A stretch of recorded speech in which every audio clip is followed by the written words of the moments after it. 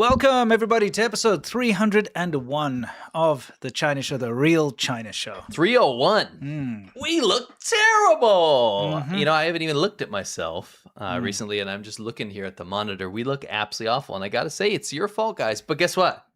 Discord had an idea. What's that? You have a Discord if you're on Patreon. They said have a revote every episode, every week. So we'll have a revote later in the show. Yes. If we have to continue the bearduary. Basically, we have to grow this out until March 1st, right? That's the idea. That's the idea, right? So you guys get a little bit of time to watch the show. Later, we'll see if we can, if you guys give us some freedom, because we really want to shave this off. Absolutely. But you're probably here because of the whole Biolab thing in Las Vegas. We've got some very interesting new insight into what's going on there. Definitely important. And if people have been asking you about it, you've been having conversations, this is the episode to share with people. Yeah. Get that out there if you can. We know that this is probably going to be one of those ones that probably gets suppressed because this is a sensitive topic, obviously. China's probably not going to want to be associated with it, right? So if you could, right away, actually, why don't you go down over there to the thumbs up button? And I'm sorry to do this so early, but the like farmer's got to come out because if we don't, we have to make sure that we seed the feed.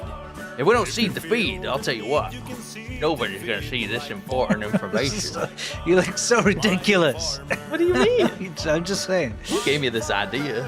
I did. Instead of a straw, I get a chopstick, which I don't think is any equivalent. Yeah, you need like a cattail type. Yeah, one of those. Yeah. Cattails are edible. Do you know that? No. Yeah. So we're going to hit 4,000 likes today if we can. Going to give you that goal. If we can hit it, then you'll help us get onto people's feeds. This is an important episode, probably the most important episode of 2026, that's for sure. Yeah, so far. We've got bridge collapses coming up. We've got goodness. There's been a crazy amount of things that's happened. We had to really cut the show down. The first recorded attack of a Chinese robot against humans. Yeah, that's true. We got many topics to talk about. But again, this Biolab thing is going to be a huge news. You're going to want to see this. This is not just the stuff you already saw in the news. If you saw about it, this is new stuff. So you definitely stick around here. Got some details coming your way. Make sure you hit that thumbs up button. We'll try to hit 4,000 likes. And we appreciate you for seeding the feed. Thank you. All right, let's get that guy out of here so that we can actually get on with the show, if you don't mind. So we're going to start out, everybody, with what's new.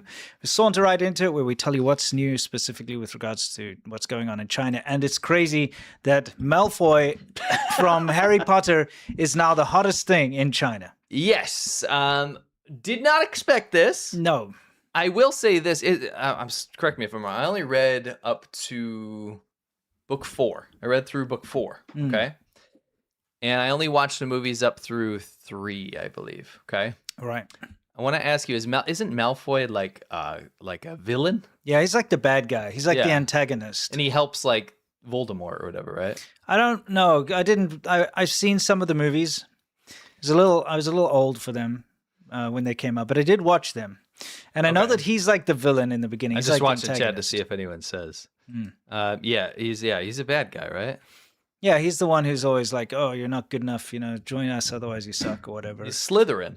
Slytherin? Yeah, he is. So he's like the bad around, right? Of course, in China that doesn't matter because Yes. So, what did I just walk into? Yes. Yes, he is. But but in the end, he turns out to be a good guy. Oh, he does eventually. But when he's that age, he's definitely a bad guy. Yes. Isn't that Harry Potter 1 or something? Yeah, exactly. Like he was the bad guy in the beginning. So people are putting this on what's supposed to be kind of a religious symbol in a way. These couplets on the outside of Chinese doors. It's supposed to kind of be like. It's always been a tradition. It was supposed to be spiritual, and it got turned into like a money grab, basically. It got turned into bring wealth to me type idea. But it's a tradition for Chinese New Year. They're called couplets. You put them on the side of your doors, and they have different sayings, but it basically just means bring wealth and health and good fortune to my household. Right. And then in the middle, you get the Dao Fu, which is the upside down. Usually it's an upside down Fu symbol. Fu means luck and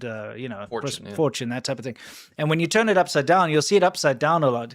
It's Dao Fu, which means upside down, but it also means bring fortune. Yes. So now in the center, they're putting him because his name is, what is it, like Fu? It says, Ma or Fu, yeah. Yeah, exactly. Which means like the horse luck, horse fortune. Yes. So he's horse fortune. Yes. Because his name's Malfoy. The transliteration into Chinese would be Ma or Fu.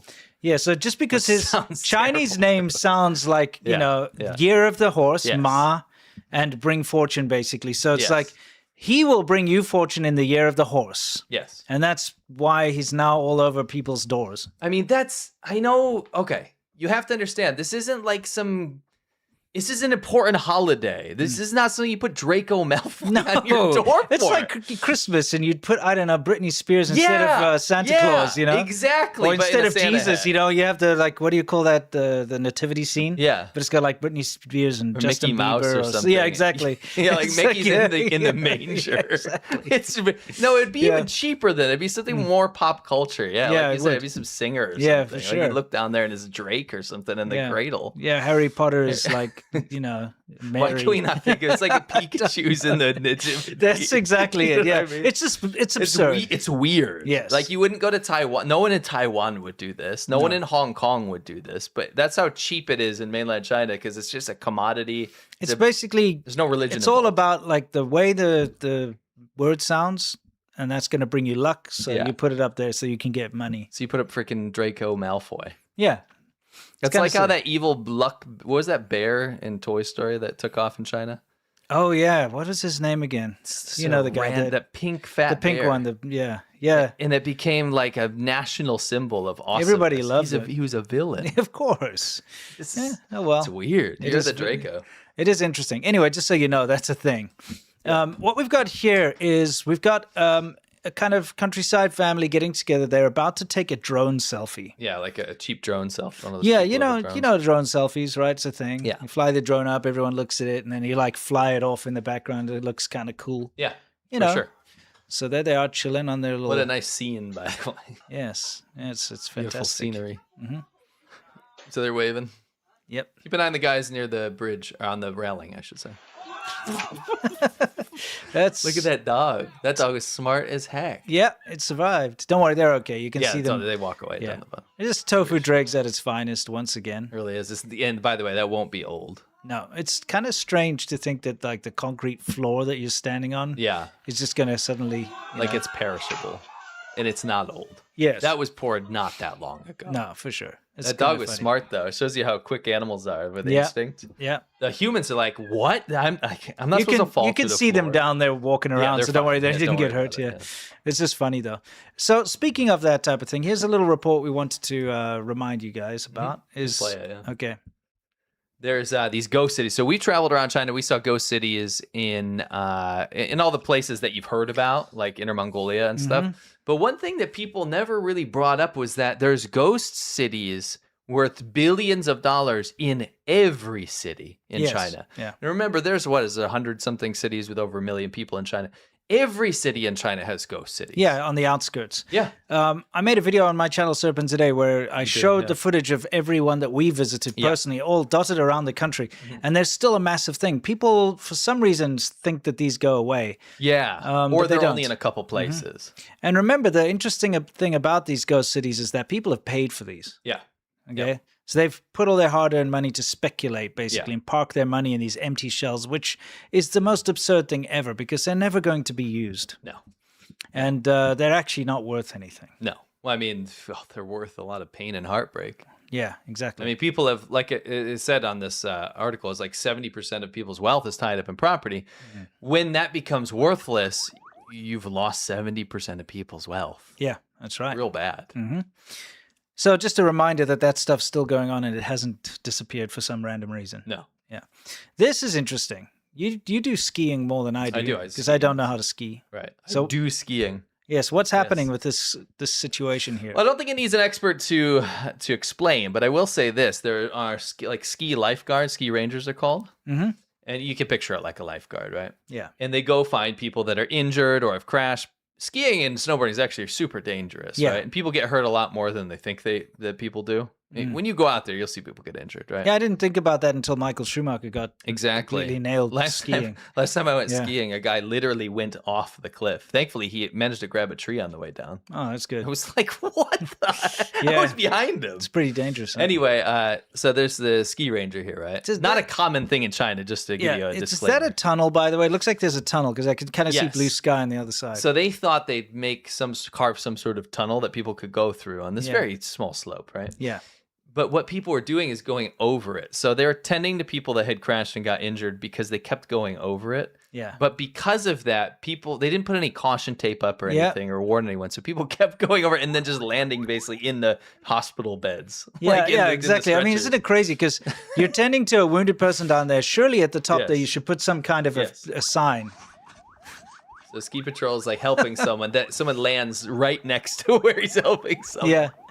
And he's like, now I got to go help this dude. I mean, they're all wearing those high-vis vests. Like, they could take one of those off and stick it up there. Be like, on a pole. Or at least there's a bunch of them standing around. Like, oh, boy. It's like self-serving. Yeah, it is. It's like a buffet of injury. Yes, it's interesting. Go put a snowboard up there or go stand and wave. Make sure people don't keep coming. Put X skis, right? Yeah. Don't come here, right? That's not a bad idea. It's pretty funny. Yeah. Biolab content is coming, guys. Please click the thumbs up button so we get this on feeds before that important part shows up. Exactly. Just read in chat. Yeah. Let's take a look.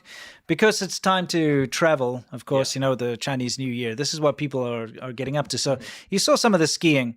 Let's see some of the other cool snow activities people get to do. Let's have a look. Okay, first of all, you get to queue up in this queue. You can see the surveillance cameras, by the way. And then they're waiting in line for this. Yes. We get towed on like tires, I guess.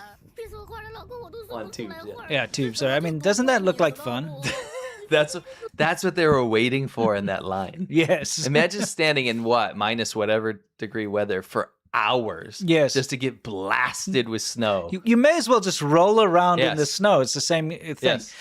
Okay, so this has gone kind of semi-viral recently, but you've got, believe it's a Singaporean influencer went to China and was just appalled by the bathrooms. Oh, okay. So let's take a look. So Chinese language influence. Yeah.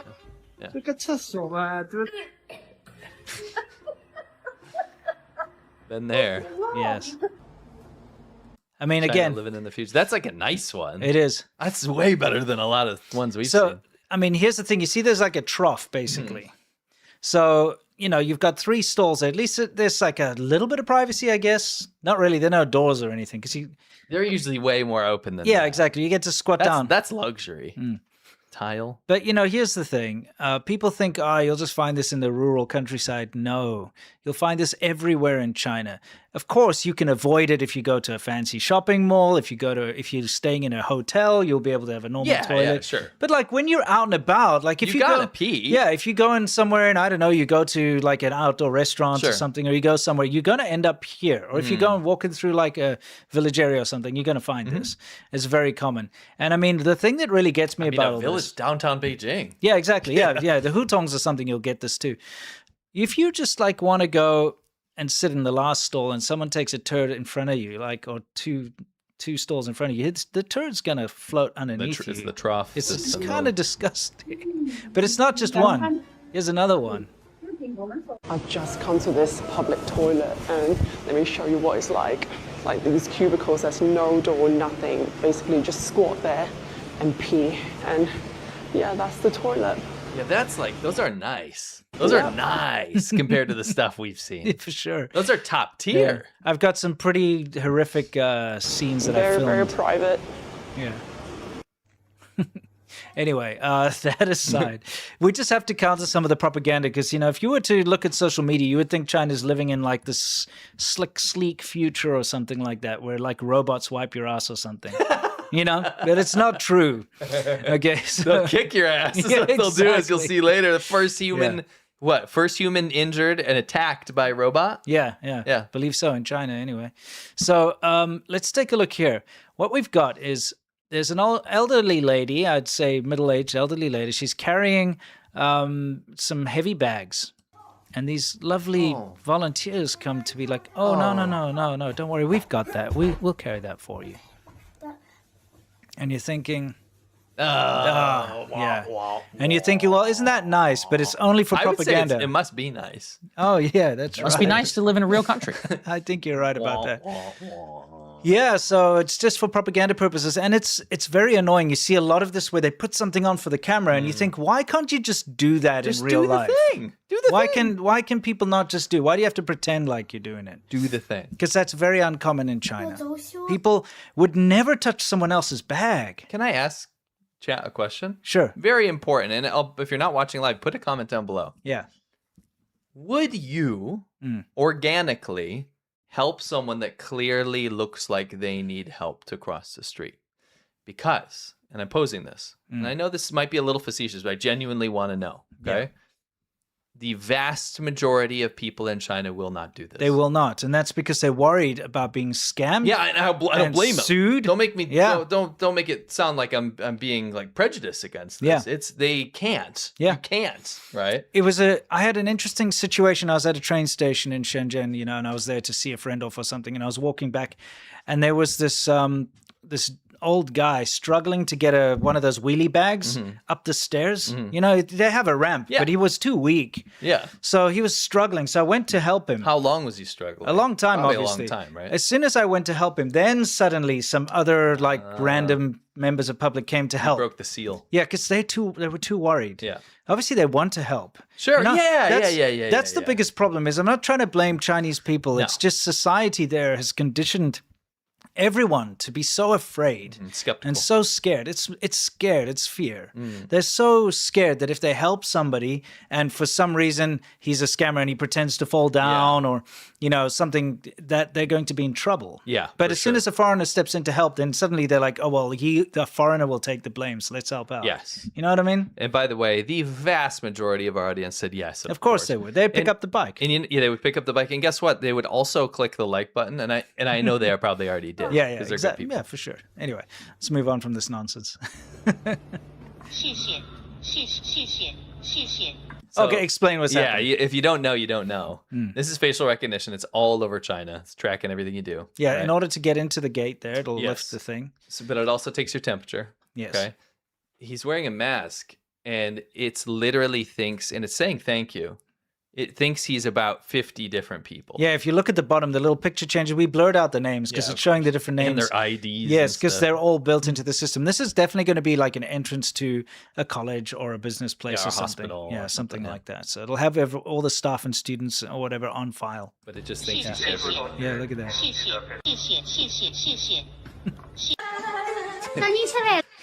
Okay. Yeah. This is hilarious. Remember we had Ni Howdy, the guy that, dons the dusty the dusty hat. Yeah, he puts on the cowboy hat and then he becomes American. He becomes American. So this is they made a sequel. We're pumped. It's good to see, it's good humor. Let's take a look. Surprise! So he's visiting his Chinese family. Yeah. 看起来挺棒的耶。尝一口。我现在没有很饿，我等下吃吧。你现在给我吃，好吃吗？吃点，多吃点，多吃点。多吃点。Damn, that's a good cheeseburger. 你看，我就是爸爸。I get some fried fat. Am I right? God bless Super Bowl. 不要再吵了，不要再吵了。Oh my god. I love the harmonica. Yeah. Yeah. I love it. Now, okay, we're getting past the funnies now. We're going to move on to the serious stuff, guys. Yes. And before we do, we have a word that we'd like to share with all of you. So we're doing the Single Bearduary, and I think you can all agree that we look really scruffy and awful. It's your fault. You guys voted that we had to do it. But you know what's not awful is AG1. That's and we got to true. tell you about this because it has been this whole New Year resolution thing. Everybody does it. Like, I'm going to be new. I'm going to change my life. And you start doing Taibo or whatever it is you start doing. And after about a week or two, you just give up, right? Yeah, absolutely. February's more of the same. Yeah. Staying up till 1 a.m. watching crap that you shouldn't be watching, right? Those routines do fall apart, right? The good routines that you vowed to do. But what doesn't need to fall apart, and at least hasn't for us, is every day drinking our AG1. I mean, that's the thing. It's not about just reinventing yourself every year. It's about finding something that you can stick to, something that's easy to stick to, something that's good for your health. AG1 Next Gen is a daily health drink that is clinically shown to support gut health and help fill common nutrient gaps. It's got 75 plus ingredients, including 5 probiotic strains, and it replaces the need for a multivitamin, probiotics, and more. And importantly, it's not an energy drink. No stimulants, no fake power-up, just steady nutritional support so you're not completely falling apart when routines aren't perfect. Exactly. That's why it's my daily reset when everything else is in chaos. So if you want to try it, go to drinkag1.com/ADV. You'll get 3 AG1 travel packs, 3 AGZ travel packs, vitamin D3 plus K2, all for free with your first subscription. Again, that's drinkag1.com/ADV. And now, back to the show. Okay, guys. Wait, here we are. Thank you once again to AG1, by the way. Yes! Shout out to AG1. This is in a Sam's Club in China. Okay. Sam's Club is interesting. I guess you could... It's the same as here, actually, isn't it? It's like a big warehouse. It's interesting. It's not as big. Yeah. The buildings are smaller. Sure. One thing is, Sam's Club was one of those like amazing things because you get them in only a few cities around China. Yeah. Shenzhen, there was one, but it was like really far flung away. I'd have to like travel really like an hour to get to it. But you could get like certain things that you just can't get in China. Yeah. So it was nice to go, but you had to have a very expensive paid membership to be a part of it and all that. Anyway, they do have Sam's Club in China. But unfortunately, just like IKEA and various other places, they find out that you cannot use the same business practices in China as you can in the States. And it's because of the low trust society. So here, for instance, you've got the place where you get hot dogs and you've got free condiments. Okay. But then the grab hags come along. Oh, yes. And they, they literally, sorry. I paused it at the wrong time. They literally fill up their bags, like little plastic bags with the ketchup, like drain it all. Of course. And then probably last minutes. Yeah, and then nobody else gets to have any. And that's why you don't find toilet paper in the public bathrooms in China. Yeah. It's this. And I mean, this is a great example. If there's something there that's free to take and you expect people to just have the morals and I don't know, just the compassion and the empathy for other people, and you're like, hey, listen, everybody's going to need a little bit of this. That's when it's just going to disappear because you get a certain demographic. It's not all Chinese people. It's like middle-aged, lost generation. We call them grab hags. These aunties and uncles, they will come there and just deplete that resource in like a minute. And nobody will get it. So, this is an example. China is a very high-trust society. Anyway, this happened on February 1st in Wuhan, the origin of COVID. Just so you know, just so you're aware. It's so petty. Yeah, but it's true, though. I know. Okay, so you're just driving along, minding your own business. It makes you think it's going to be about that. No, not at all. Okay. But, this is one of those things, like... Just one of those things. It's all about the bridge fall. Oh. Yeah, that is a gantry crane. Oh, man. Oh, it's not a bridge, Yeah. Crane. And... I mean, we just reported, was it 2 weeks ago where in Thailand, because of their Belt and Road, one of these things fell down and actually caused a train to derail and killed a whole bunch of people? Yes. Unfortunately, safety first is something that's not really known in China, when it comes to this kind of thing. No, that guy was fine, by the way. So Yeah. Don't worry about that. He was, yes. Yeah. I'll leave it at that. He was fine. On February 2nd, so that was February 1st. So we started February with quite a bang in China. So February 1st, we got this gantry falling down. Yeah, February 2nd, we got a paper mill in Tangshan in Hebei went up. And this is factory massive. fire. Yes, and because it's a paper mill, you can imagine paper's quite flammable. How can we go 1 week without a massive factory explosion or fire? No. And again, this is big, guys. This is huge. Why do we not hear about this? You suspect sabotage, like a lot of them? Yes, there have been, again, this one cannot be proven, but there have been quite a few where recently where people have been saying it's been sabotaged. But look at the size of this fire. This is a massive What's a factory? paper mill, yeah? A lot of books now, if you look, are, back in the day, they were never printed in China. Look in the front of any book now. Most of them are printed in China. That made me mad. You know why? When I was in just finishing primary, just before I went to high school. My graduation gift from my teacher was a copy of The Hobbit, the graphic novel Hobbit, right? Yeah. Remember I told you about that, right? Yeah, it's great. I read it. Yeah, so I really liked it, and I thought I'd like to get it for my kid. And I had the original one, and it was printed by Cambridge Press or something, wherever in the England, UK or so on. So then I went into a Barnes & Noble, and they had it there, and I got it. It's the same, more or less the same book, but it's printed in China now, and it's way worse quality. Because, I read that so many times when I was young. I Still knew that, expensive, too. Yes, I knew that book in and out. So I remember how good the printing was. And then this one was just like off. And then I went online, and I saw like eBay listings and stuff. And then I bought a real one, and I compared the two. And you know what? The real one is way better printing. I don't think you have to worry about that anymore. You know why? Why? Because the factory burned down. Yeah, hopefully. Yeah. If I hate that we've reached a point where we're just accepting lesser quality I know. just so we can farm this stuff out. Anyway, guys, this is big also. This is a big one. Do you guys remember China puts out bridge propaganda quite often? Yeah. And we get people praising their bridges, it must be nice to live in a real country, that kind of thing. But there are also these bridge collapses that happen all the time, which completely, in my book, it nullifies that. Like, if you're going to be putting up these bridges and saying you're so great for building bridges, but half of them fall down. I mean, it's used by Westerners, too. They're like, China's building bridges, that kind of stuff. We're building bridges, but meanwhile, that one in, where is it, Chicago or something? Baltimore. Got hit by something. Oh, yeah, the one in Baltimore. Oh, look, China builds bridges, but that one fell down, So it's like, dude, that one bridge. Yeah. What about all these big ones in China that fall down? They never come into the conversation. So anyway, February 2nd, this is the in Jiangsu, it's called the Yuegang Bridge, okay? And here you can see it while it's under construction. So it got to a point where, okay, now they're going to start pouring the concrete on it. Okay, you can see pretty good sized bridge. It's pretty much in its last stages of construction here. They've already got the bridge layout, all the supports and everything are up. And so they're going to start pouring the concrete, and they were doing it. This is what it looked like. So take a look at collapse.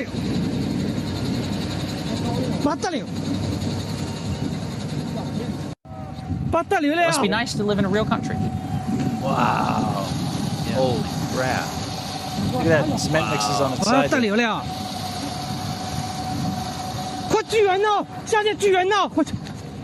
It must be nice to live in a real country. Yeah, it must be, right? Country that builds bridges that collapse. Man, we can't escape these either. It's between the factory fires and bridge collapses at this point. New bridges. Yeah, this is brand new. And this was an important bridge too. It was an expensive bridge. Hundreds of millions of RMB, or dollars, I should say. I think it was about 200 million or something they put into this thing.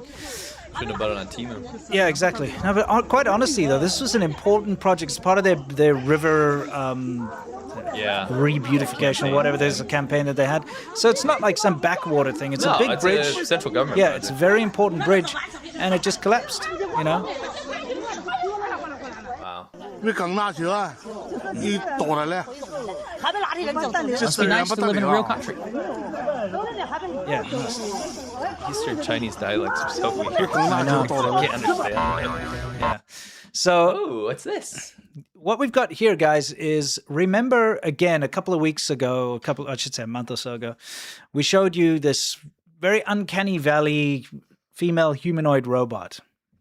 And remember, they brought her out on stage, and it walked like a human, and they even cut the leg to show that it's a robot because everyone was like, "Is this real or not?" Jogged my memory. Remember that? Mm-hmm. Well, now it's its first ever public unveiling in public. Okay. Because that was on a stage. Demo. That was on stage. Now that's a controlled environment, like a completely controlled environment, right? Yeah. So now they're bringing it out in public for the first time. I'm going to start this little clip again. Okay, so I'll get us out of here so we can watch its unveiling. You ready? Okay.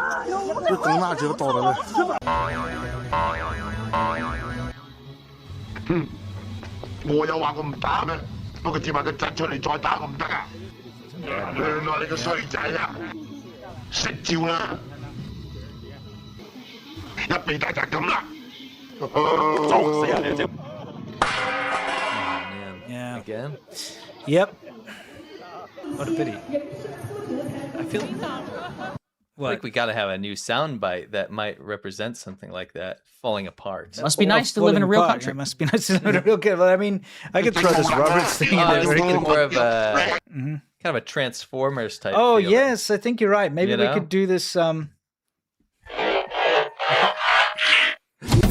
Suboptimal Prime. I made it. I finally made it. Yes. Yeah. Woo! Everyone cheer. Yeah. Okay. Everyone cheer. We've been waiting months for that, son. Yeah. And that works perfectly for that. Yeah, it does. I got a couple new sound bites today too. Anyway, you can see that they obviously very quickly, embarrassedly rushed this thing off there. That was the first one. Still swearing.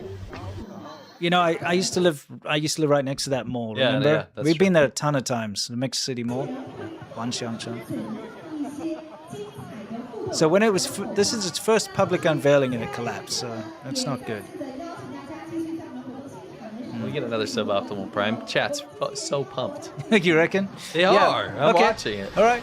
I just wanted to remind you, this is America and South Korea Boston Dynamics. Here's China. Here's China. Here's American and South Korean Boston Dynamics. So Rye Institute and Boston Dynamics. Yes. Beautiful. Smooth. Yes. So poetic, isn't it? Yes. You really stretched that one out there. I did. That's Oh yeah. nice. So I guess I better give you that sub. We gotta get it again, bro. It's new. All right. Yeah, it is new. I like the thing that crashes in front of it, by the way. Exactly. That's part of it, right? Wow, it's so good. It is good. Anyway, let's get on to the real thing. Roberta. That's her name. Yes, Everyone's calling her Roberta. Very good. Yes, excellent. So it's become kind of a trend for shops when they open up or something. They'll rent one of these humanoid robots, usually the Unitary G1s or whatever they're called. And they're remote control toys, right? We've seen that. Whenever you see them doing stuff, it's literally some dude standing there with a remote control somewhere nearby controlling it. Yeah. So what they do is, in order to attract attention to their new shop, is they'll make it do a dance or whatever in front of the shop. And in this case, the thing actually kicked an old man. Okay, so I shouldn't laugh. Yeah, but he kicked an old man, and he got injured. Yeah, there he is on the ground. Like, this is the actual aftermath. So it kicked the old man, and it spazzed out and fell down. Oh, so full robot spaz. Oh, he's rude. He really is. And the old man couldn't get up. Old man was kicked so hard he couldn't stand up. I mean, play the Robert Spaz clip. You can see how much power some of these things. Oh yeah, dude, seriously. It's not. That's like, we've shown attacks, but they didn't make contact. Yes. This guy got contacted. Yeah, exactly. So not good. Actually, a proper injury from a robot attack now, a Robert attack, we should say. Robert attack. Yeah, I wonder if I've got a new soundbite that could go with that. Something like. I'm pumped. I'm pumped. Yeah, I'm so pumped. What? How could I put this up? I don't believe the hype about Chinese robots. You don't scare me at all. Jane, I want to talk to you later. Yes, at all. At all, exactly. Neither do I, dude. No, it's excellent. It actually kind of makes me angry. Yeah, it does. Does it make you angry? Yeah. Does it make you feel like this? Yes. Oh, we got some beautiful bites. Got something new. Anyway, let's it's a beautiful bites. Yeah. There are more. We'll reveal them later. Yeah. Okay, time for some Beyond the Great Firewall, guys. Yep, that's where we take you inside the Chinese internet to show you things that you probably wouldn't see. Also, Biolab. The Biolab thing's coming up very soon after this. It's very important. Yeah. So this is huge. You won't hear about this. The internet addiction camp in China, by the way. I'm going to pause it maybe on one of these spots. An internet addiction camp in China was completely torn apart, and the prisoners broke free.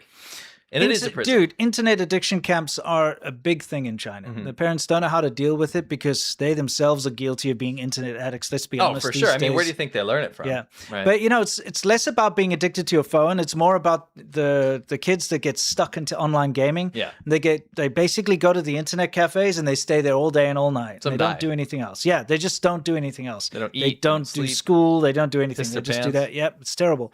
So the parents send them, or the family send them to internet addiction camps. And it wasn't until recently that they stopped doing shock therapy. They do all sorts of horrible things to these kids. So these guys broke out. What was it like? Oh, I really need to play League of Legends. No, they had like a bit of a mini revolution. I shouldn't say mini, like everyone joined in. They broke the windows. They ripped the doors down. They went absolutely crazy. Yeah. And the parents got called to be like, yo, come get your kid when they bust out. But yeah, they went nuts, dude. They went absolutely nuts. And again, they're doing things like electric shock therapy in some of these places. Yeah, I think it's pretty reasonable to want to break out. I mean, you're making fun of them for wanting to go play League of Legends, but maybe they just want to get out of there, dude. Yeah, maybe. Yeah. You know, look at they're using like weights and stuff to break. It's a prison. It is. It is. I mean, legitimately. It's just a prison. So, you know, and they want to play CS, you know. I think they just want to get out. I honestly think they just want to play games, dude.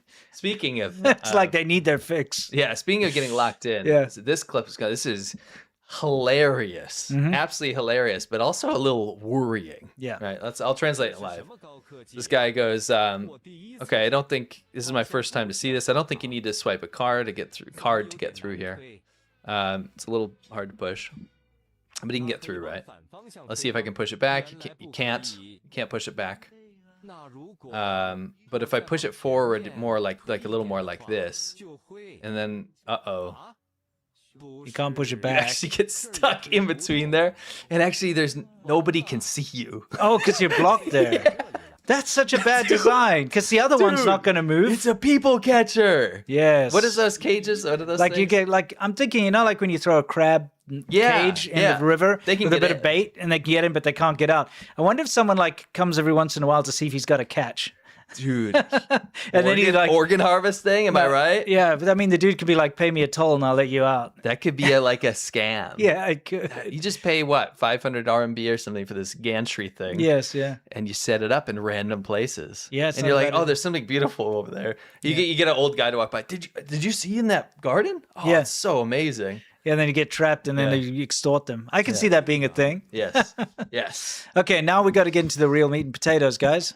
Yes. We got to talk about this biolab. Okay, so let's talk about this guy. Now, if you're not aware of what's happened, it was uncovered, and we have the exact details, but there was an Airbnb with a locked garage, and the house cleaners were sus about it. They were like, this is always locked. We know there's like refrigerators running in there and so on. And they went in there. Catch it. What's that? They better go catch it. Yeah, exactly. Yeah. And they went in there, and they said it smelled like a hospital, like a stale hospital. But then, like after going in there, got incredibly sick, like almost like pass out, almost died basically. Yeah, multiple people who entered reported severe illness. The cause of illness has not been determined. Exactly, but then because of that, they reported it as a code violation. Yes, and then when they came to investigate, they found out there was another one of these clandestine biolabs. Same thing that was in California. We've got a couple of news blips we're going to show you about it, but we wanted to tell you about the guy who actually owns the property and the LLC that's all connected to this, the guy who was also in charge of the California one. Yeah, absolutely. So can you tell me about this guy? So this guy's name is Jiabei Zhu. So they caught him in the first one in 2023. He was operating a biolab in Reedley, California. Yes, I believe that's near Fresno. And what they're doing is they actually, when they raided this place, they found like 1,000 mice basically. Yes, that were infected with COVID. Yeah, they were transgenic mice, and that means that they've been genetically altered so that they can basically be infected by things that humans can be infected by. Correct. So you have a situation where a Chinese dude is coming right out of COVID, by the way, right out of the pandemic, running a secret lab where he is infecting mice with COVID to perhaps study human to rat transmission or mice transmission, improve virality. Who knows what they were doing, right? Yeah. Very, very dangerous. Yeah. At the same time, they found vials of HIV. Yeah. They found the deadliest form of malaria. Malaria, I believe, Ebola. Yeah, they found Ebola. This guy was operating this in California. So he was eventually federally indicted for he was distributing misbranded medical tests, so like pregnancy tests and stuff. Yeah, and COVID tests. And what they were doing were saying, like, they would write like it's made in America basically to gain people's trust. Yeah. But actually it's like they were made in China. It was just but that wasn't scam. That wasn't what the lab was all about. No, that's what I'm saying. Yeah. That's what he got indicted for. Sure. Right? The lab was this crazy enterprise that was truly like some sort of villain. It was like a think of an evil scientist, like, I'm gonna mix this vial. Yeah, exactly. You know what I mean? And hiding out doing it. And it turns out that this guy is connected to PRC, so People's Republic of China, state-linked civil military fusion technology. That is the scariest thing that China does, because I want to tell you what that actually is. There are completely corroborated examples of the Chinese government, right? Yep. Taking research, right, to do things like targeted DNA research. Yes. Meaning that the PLA, the People's Liberation Army, and the PRC I've done a whole thing on this, is taking medical research and DNA research and studying how to specifically target different races of people. Yes, different genetic strains. Yeah. And that's not a joke. It sounds like science something fiction. they're doing. They've been studying this for like a long time. Which is all the more egregious when you realize that China gained access to how many countless mothers' DNA through their pregnancy tests. Yes. Because it wasn't disclosed that the data was being sent to China. Yes, I have the quote here. The PLA is researching specific ethnic genetic attacks designed to target certain ethnic groups using gene editing tools like CRISPR to enhance the physical and cognitive abilities of soldiers. So civil military fusion. Yes. You have researchers and scientists doing this very important research on DNA and CRISPR and all this kind of stuff. And then you have military applications for it. And the PLA has written in their own book called Unrestricted Warfare. Yes. That they will target a certain soldier of a certain race, and they can actually kind of turn them off. And they call that a humane make them way. deathly ill. Yes. They're like, all right, all white people get sick. All Americans of Irish descent get sick. Yes. It is truly nightmare stuff. And it's something I cannot believe that we are not like more publicly addressing these days. Yeah. So, I mean, all of that aside, the fact is he's been tied to organizations, right? Yes. So he's been tied to this type of thing, right? This type of thing. It's reportedly had links to military civil fusion entities within China. Yes. He was receiving millions of dollars into American bank accounts from China, from PRC-based banks, so Chinese-based banks, right? When they found the first bit of samples, there were 20 pathogens that are contagious, by the way, highly contagious pathogens. 20 different ones, right?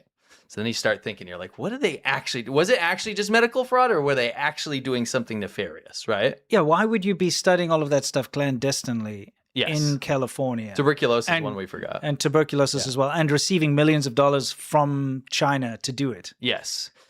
So this is what happened. That was that old one back in 2023. Right? Oh, before we even get into this, the guy's also a fugitive that is run from Canada. He was... there was some fraud case. What was actually against him in Canada? It was millions and millions of dollars. It was a civil case of fraud. Okay, and so he fled Canada. Yeah, he's on the lam. Kind of. It was still a civil case, right? But when he got to America, he actually got an entirely new identity. Yes, so he changed his name to David He or Jesse Ju. Well, so he's Jesse Ju, David He. Yeah, dude's running around basically transnationally. Yeah, so he escapes from Canada when there are charges waiting for him, comes to America, changes his name, and then starts these biolabs, buys up a ton of real estate apparently, because he has this company, and I think the manager is in charge of 37 Airbnbs or something that's linked to this guy. Yeah. So this guy's like parking Chinese money in real estate, buying things up everywhere. It appears. Well, I mean, he was basically carried on, right? Because like in Canada, he was responsible for millions and millions of dollars of IP theft. So he was, I mean, like if you just zoom out a little bit, it looks like he's basically a spy. Yeah. So the Chinese government probably goes, hey, go to Canada and steal this IP. Gets caught, gets a new identity, probably a new passport or something. Who knows how I don't know. Yeah. Chinese embassy, like on the sly, gives him a new thing. Who knows, right? Gets to America, gets these zillions of properties. Yes. Gets this guy named Solomon to manage all these properties. And what's weird is this guy Solomon, who we'll look at in a little bit, has French and Israeli citizenship and is on a non-immigrant visa here in America. Yeah. I suspect he's probably being handled by this guy, right? For sure. They're in contact when this guy is still in jail. So he's in federal prison right now. They're in contact bazillions of times, right? And there's still money transferring. There's still things happening here, right? Yes. So it turns out this Solomon guy, who you see in a little bit, is managing all these properties. Yes, on behalf of this guy who owns them. And he's got guns. Yes, sure. And he's not allowed to have guns. And this starts getting real spooky real quick. But let's examine some of this stuff. Yeah. So Anyway, they found that this place where they found this new biolab in Las Vegas, of course, also belongs to this guy, the guy who owned and was, responsible for the lab in California. Yes. Let's take a look at some of the little news bites here that we have some more info about it. Yeah. Okay, let's bring it up. Sinister stuff. Okay. I just wanted to point this out before we continue. The biolab that they found in Las Vegas is close to Nellis Air Force Base, which is an incredibly important strategic military air base. It's one of the most sensitive military areas of the entire United States. It's 6 miles by car, 6.5 miles. And as the crow flies, probably 5 miles or something like that? Probably, yeah. And that opens up a whole whack of possibilities. The fact that it's so close is really quite worrying. Because if they are doing some kind of biological warfare, for them to deliver any kind of biological agent to the Air Force Base through various means, whether it be on a truck, on a drone, or whatever, it's very easy, right? Sure. Super easy. So you got to wonder why it's so close to this Air Force Base. Why would they set it up there? Because, if you're running some kind of a clandestine, illegal biolab type idea, surely you wouldn't want to be close to a military place where there's a little bit more scrutiny unless it was strategically chosen. Yeah, I'm glad you threw this out there in the beginning because before, I'm going to throw out an important fact here. Yeah. This is going to make this a lot more creepy. Yeah. They found a 2013 business plan of this guy. Okay. The amount of money that he would have brought back to the People's Republic of China government, Chinese CCP, right, would have been worth $1.37 billion. Okay. This is not a small little fraudulent enterprise. This isn't a guy stealing gift cards. Yeah. This is definitely something bigger. Yeah. And while there has been no determination of the proximity to the most sensitive Air Force base in America, or one of them, there's been no determination that was a factor. It's hard not to think or try to factor that into this whole thing. Yeah. It's very weird. It's incredibly sus. If you wanted to disable one of the most strategic Air Force bases, a biological warfare attack is a good way to do it. Or maybe it's a dual-use thing, right? Yeah. Maybe you're doing this and you're also keeping an eye on that. Yeah, maybe that's true. Maybe because you're so close. You're already a spy, right? Yeah, you can see what's taking off, what's landing. You're right there. Yeah, it's true. There's lots of things. Of course, all this is speculation. But, of course. The search warrant was authored. The search of a Las Vegas property Saturday revealed refrigerators with vials containing unknown substances, several labeled in Chinese. What began as a code violation call turned into a massive investigation involving both local and federal authorities. As our investigation progressed, we determined that the home was owned by the same individual connected to a prior illegal biolab investigation in Reedley, California, that occurred in 2023. That individual was David He, a Chinese national accused of operating the illegal Reedley lab. In it, investigators found thousands of vials of biological material, including potential pathogens like HIV, malaria, tuberculosis, COVID, and even Ebola. Reedley officials were not surprised by the latest development in Las Vegas. So back then, we knew that there were ties to Las Vegas. Reedley City Manager Nicole Zaba was at the front of the 2023 investigation into the illegal biolab in Reedley. She says she's relieved something was finally done, but wishes it came sooner. There's a lot of frustration on my part because we were raising red flags about the loopholes in national security for biologicals way back in 2023 when this all occurred. Yeah, okay. It's so strange to me, by the way, that if they had information that there was connection to, she even said, a warehouse in Las Vegas, why did they not investigate that? I don't know. I think they needed probable cause or something. I'd say finding Ebola's probable cause and HIV and tuberculosis. Yeah, I don't know. And dude. A warehouse linked? I don't know, dude. It's just a bit strange that, and remember when we covered this California lab when it came out. Even back then, we were appalled at how little attention it was getting. You know who did a lot of good work on it was the Select Committee on the CCP. That's true. That's pretty much who we relied on for all the information.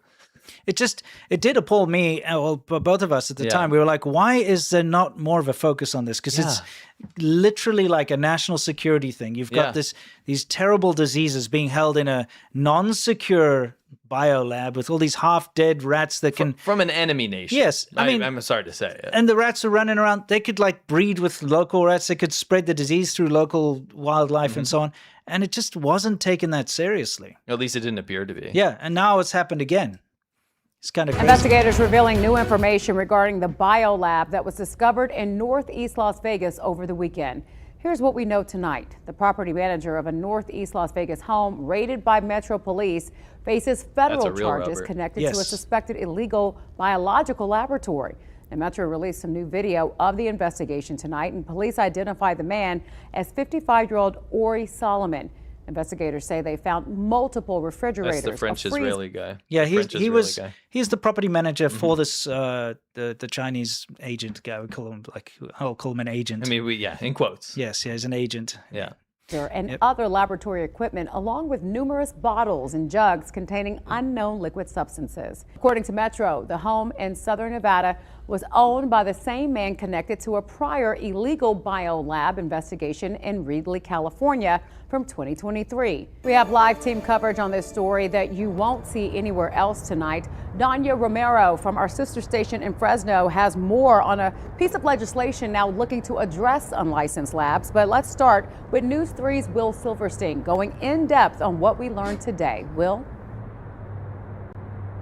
Well, what we learned today, Latoya, and this is maybe the most important thing, is the safety of that particular community. Metro is saying at this point in time, there's no other safety risk that people have to worry about there, especially when you hear about what has been recovered at that previous home there in Reedley and what they were storing these materials in. We got to get this out of it because we're not trying to I know that's funny too. Yeah, it's funny. But I've never seen cool guy.jpg so hard here. This guy's trying to cool guy so hard. I think he's the coolest on the side news presenter I've ever seen, and he literally looks like the sloth from Zootopia. He's like, so what's happening here, guys? You know, you won't believe. I mean, it's the subject matter. It's crazy. If he was talking about like a fashion show or something, like a music concert or something. Yeah, like U2's come into Las Vegas. I just gotta say that, I kind of love this guy's style. Me too. I love hilarious. I love his swag. He's really into it. But he's talking about it like a biolab, potentially something very terrifying. It really is. Anyway, let's continue. We're still waiting to learn just what they are in this zone. Listen to this. Our 8 News Now investigators breaking yet more news about that biolab that was raided over the weekend. Documents we obtained reveal several people got sick from it. 8 News Now investigator David Charnes breaking that story. And David, what are you learning about it tonight? Well, these new documents say several people became sick from that suspected lab inside a house that police and the FBI are labeling as an Airbnb or a short-term rental. Metro showing this video of the inside of that lab, inside that Northeast Valley's home garage. We've learned a person tipped off the FBI in early January that garage was locked and that there were fridges running inside. A person telling those investigators that it smelled like a hospital with a, quote, foul, stale, stagnant air smell. Now, documents say several days after entering that garage, 2 people became, quote, deathly ill. They said they couldn't get out of bed, and several other people had gotten sick there before. Also learning items from this lab were moved from a different location here in the valley, possibly from several years ago when that location failed to get a state license. Now, as we first reported over the weekend, this lab is connected to a lab the feds actually raided 3 years ago in 2023. That location there in Reedley, California, outside Fresno. Inside, officials found similar equipment and pathogens like HIV and malaria. Court documents in that case mention Las Vegas and possible warehouses here. And today, I asked the city manager for that community about her reaction to this latest lab. What was your reaction when you saw over the weekend that all these same people were involved in yet another potential biolab, but this time in Las Vegas? I will say that I was not surprised. I mean, I have sympathy for Vegas, and I feel very bad for that community that they had to endure what they endured over the weekend. But we were not surprised when we heard about it way back in 2023 when this case hit. through simple search docs, Google, etc., we found multiple connections to Las Vegas, and a congressional investigation that was done on our case, which is public, showed some ties to warehouses in Vegas. So now the question is why this lab existed if it may have been on the radar or someone's radar 3 years ago. The 8 News Now investigators first to report how Metro arrested this man, 55-year-old Ori Solomon, the property manager of that home, learning today he runs multiple short-term rentals. Prosecutors say he's here on a non-immigrant visa. He can't own any guns, but documents say during that raid on Saturday, officers seized rifles and handguns from him. They say he's been in contact with the man in federal custody connected to the raid in California and whose business owns this Northeast Valley home. Solomon appeared in federal court this afternoon. He's going to remain in custody for at least a couple more days until his next hearing. And in that hearing, we could hear more charges filed against him as Metro and the FBI are awaiting those results to find out exactly what they seized from that house. No indication right now there is any further threat. We, of course, also reached out to Airbnb about all this, and I've not heard back. I'm David Charnes, 8 News Now. Okay, so don't you find it rather sinister that it was being used as like an Airbnb at the same time? That's crazy. And I do know this is a massive trend for people that are either not just fleeing China, but trying to get their money out. They'll buy up properties and turn them into Airbnbs because they don't just want to sit there and pay property tax all day and not get anything out of it, right? So they turn them. So Airbnbs are popping up all over the place with Chinese owners, right? Yeah, and you get obviously, and not saying they're all like freaking spies or something. The thing is, we know people who've done this, and what they do is they use agents. There are agents here in America that cater specifically to people parking their Chinese money into real estate. And what they'll do is they'll run the Airbnbs for them. Yeah, so what I was getting at there is that it's so widespread. Of course, you wouldn't have like some notion that there's something suspicious going on because it's such a big trend for Chinese people to do anyway, right? Number two, you got a guy that's not an alias, right? You got a guy, this guy that's not Chinese, so you're not raising any suspicions, right? Who's managing tons of these. And a lot of these property managers do manage 10s or 20s of these things. Sure. So it's like, I get why there wasn't immediate scrutiny on this. But the fact that there's still potentially 37 of these out there? Yeah. And I want to zoom out one more time. This is one guy. This is one guy, yes. And he is connected to the Chinese government, and he is connected to those civil military fusion entities. So there's no doubt about it that this has got major links to China. Like, you know, it's got why? Why are they doing it? Yeah. Like, what is the reason? So, you know, I wrote like a bottom line here. Yeah. We can harp on more, but the situation is real. Yeah. It's definitely dangerous. It is scary. That's not overhyping something. There are multiple deadly pathogens that have been found in America, run by a Chinese national that has connections to the PRC. Yes. That is already terrifying. There is no evidence currently that this is bioterrorism or something like this. Sure. And I'm going to say yet. Yeah. Right? I'm not saying it's a guarantee or that it's some sort of CCP-directed attack, but there is a well-documented pattern recently of Chinese nationals bringing in bio-related agents, funguses, diseases, viruses. Yeah, remember, we've covered that as well on the show in the universities where they smuggle them into the Michigan University. Yeah. Doing testing, doing illegal research, hiding it, getting caught, getting arrested. And it seems to be a bit of a trend. It is a trend. This seems to be a big problem. I think it's because there aren't enough fail-safes in place to prevent this from happening. And it's seen as a very easy loophole to take advantage of. So they're just doing it. And here's the terrifying thing is that house not only was an Airbnb, it's in a neighborhood. Yes. Okay. Like, imagine you put people at risk, dude. Imagine your neighbor is running a biolab with we don't know what was found in there yet, but come on, it's not going to be like samples of juice. You know what I mean? What if it's like sun-kissed? Yeah, it's going to be. It's you know what I mean. What if your neighbor has got Ebola and HIV and tuberculosis, and your kids are playing out in the street outside their house, especially in a place like that's so populated like Vegas, right? It's not like here where it takes a while to go see your Doesn't neighbor. matter. Yeah, it's if I was a Chinese agent, I'd be doing it in one of those rural places for sure. But if you're in like a tightly packed place like Vegas, you got people all over the place, and you got Ebola coming out of your garage. Apparently, they got that guy for dumping like hydrochloric acid. Yeah, hydrochloric acid and stuff. But he was dumping it inside the house. So I presume pouring it down the toilets or something. Sure. What else is he pouring into the drains? The sewer drain. Yeah. Or something, What else is he pouring in there? Who Here, knows? have a little bit of Ebola. Yeah, you know what I it mean? Starts taking off. Yeah. In the sewage system. You got to worry about this stuff, right? Yeah, you do.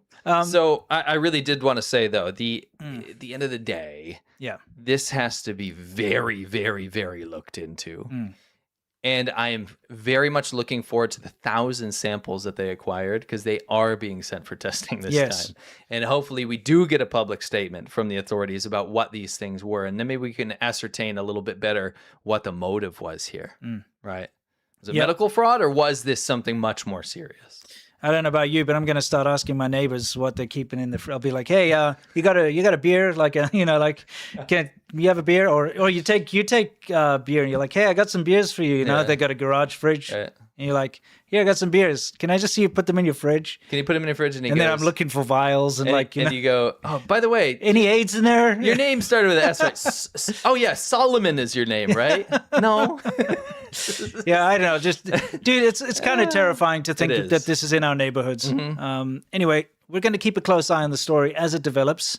The guy's definitely tied to China, and for sure, more has to come out. Yes, I can't wait to see what these samples are. Yeah, and I hope it's something not that bad. Exactly. Now, we're going to move on from this topic, but everything we're about to show you here is really just as bad. It's still connected. It's all got to do with the propaganda and how the CCP is trying to affect the lives of people living abroad, especially in America right now. Yeah, but this particular one is very much how it's manipulating its own populace. Yes.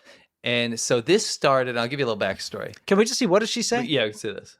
So bad. Bread is so bad. Jump scaring people with the volume. Yeah, sorry. That was massively blown out. I'll take it down. It's because the other stuff was very soft for some reason. For sure. Yeah, it didn't show that on the meter. Weird. Bread is so bad. Bread is so bad. Why is bread so bad? Bread is so bad.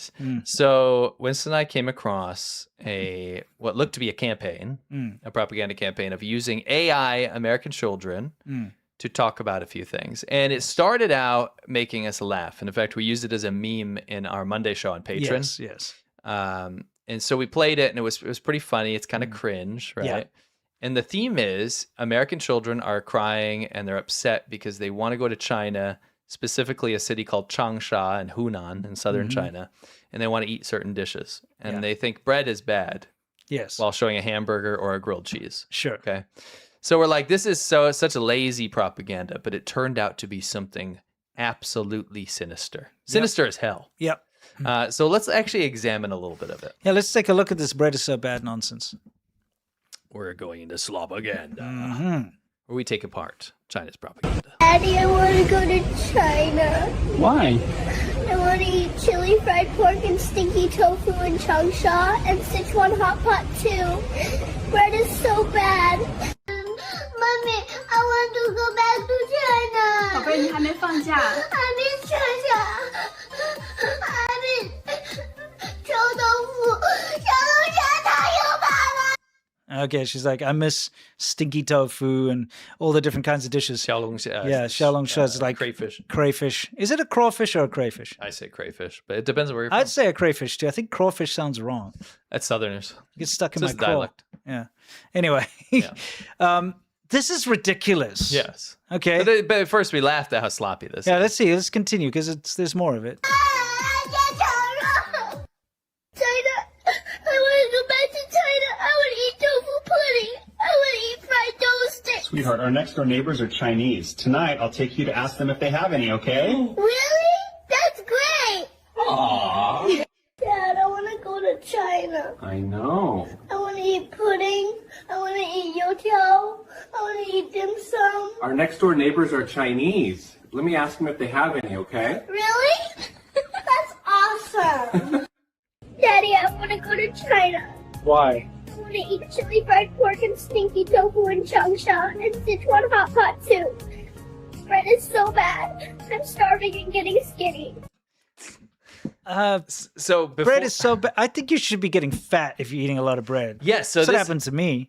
So if you just look at this from the perspective of trying to make Chinese people think that American kids really want to eat Chinese food in Changsha for some reason, if we only look at it like this, you can already poke some holes in it. Number one, it's clearly AI. Yeah, of course. But people in China, a lot of rural people on crappy phones and stuff, they're not going to see that, right? And that'll play into what we're going to uncover later. Yeah. Another element here is the bread is so bad is such an amazing tell that it's Chinese propaganda. Yeah. Because it's if you eat food in China, you say, 我要吃饭, I want to eat rice. Yeah. Literally translated. But what that actually means is you want to eat food. Yeah, right? fan is just food. You're going to have your rice, but you're going to have dishes with it too. You're going to have, maybe some vegetables, maybe some meat, right? And you're eating with that. But you say, I want to eat rice, right? Similarly, in China, anything with bread involved is a bread. It's 我要吃个, 我要吃个, you don't say, I want to eat a sandwich. You say, 我要吃个 bread, 面包, right? 我要吃个面包. I want to eat a bread. I got to stop you because I think you're forgetting China's most hilarious joke. Okay, it's like the funniest joke ever. And it's a joke that if you tell it, you cannot help but laugh. Okay. 你们外国人是不是吃面包? I'm not joking. It's how many times have you heard that? It's like, you foreigners, you eat bread, right? Ha ha! And every time crack up laughing. Is that not the easiest tell that this is Chinese? Yeah. It's like, literally, it's like, we eat rice, you eat bread. Yeah, you foreigners, you eat literally bread. The most common thing. Dude, it cracks them up every time. It's like the funniest joke. You're absolutely right. Because when I saw this, I was like, oh my gosh, it brought me right back. It's like, 我们中国人吃饭，你们外国人吃面包, right? 是不是?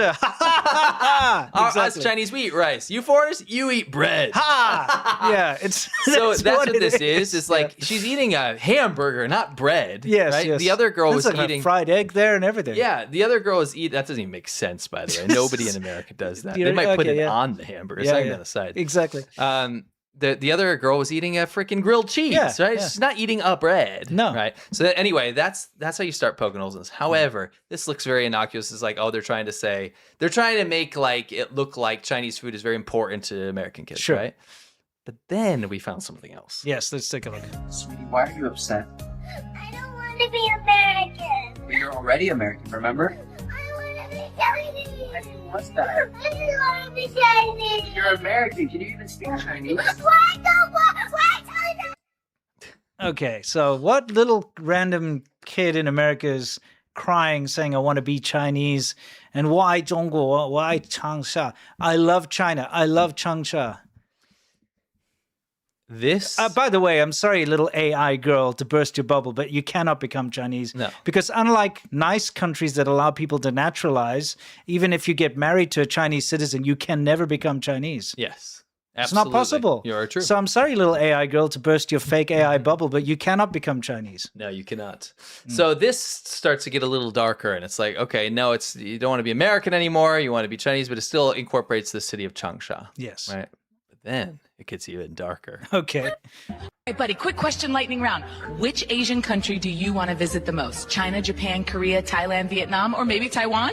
Let me teach you a bit of common sense. Taiwan is not a country. That's common sense. Taiwan is part of China. Got it? Oh.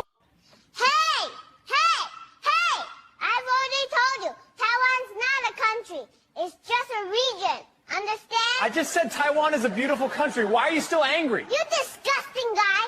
You're creating conflict. Little Japan, you listen up. The Taoyu Island belong to China. That's a fact you can't argue with. 岛屿岛是中国的. Absolutely. It's always been China's. Hey, old Trump, you listen. Taiwan is China. Taiwan has always been China. That's just a fact. Please stop trying to trick us. Taiwan is China. Taiwan 属于中国. I say again. Taiwan belongs to China.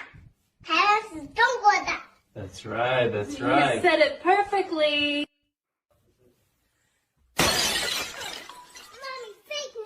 Oh, why? We all know. There's only one China. Taiwan is part of China. This news lies.